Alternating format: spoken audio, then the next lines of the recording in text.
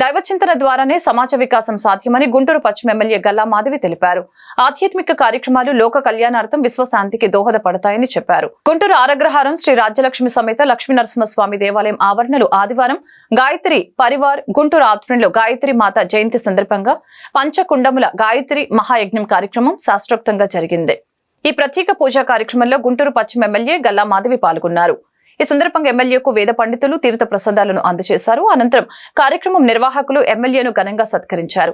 ఈ కార్యక్రమంలో ఎన్డీఏ కూటమి నాయకులు అడపా బాబు, శానం రమేష్, దుర్గాప్రసాద్, కోట వెంకటేశ్వర్లు, కంకిపాటి శివశేఖర్రావు, కపిలవాయి రామ్మోహన్ రావు పాల్గొన్నారు.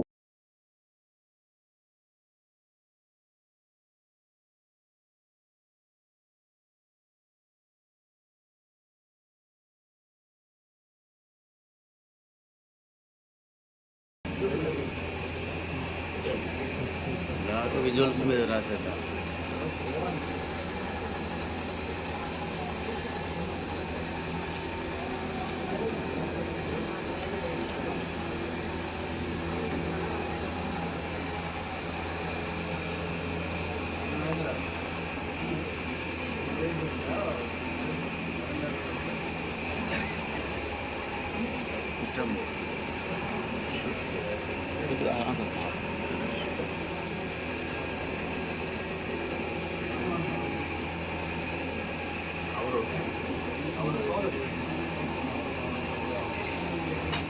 చూడండి అమ్మా.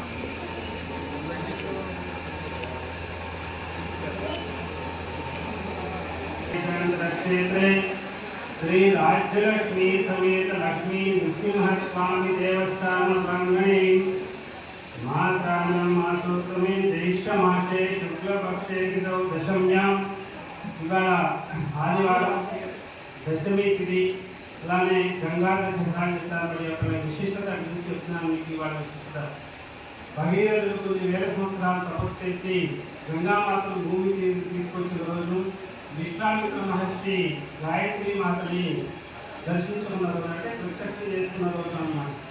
అట్లానే వేదిక మీద చూస్తున్న అప్పట్లో వేదమూర్తి తత్వనిష్ట శ్రీరామచంద్ర ఆచార్య గురుదేవులు గాయత్రి శక్తిని పొంది శివరాంగంలో నేను ఇంకా 5 సంవత్సరాల తర్వాత గాయత్రి జయంతి రోజు అంటే ఈ రోజు నేను శ్రీరాన్ని వదిలిపెడతానని చెప్పిన రోజు అన్నమాట.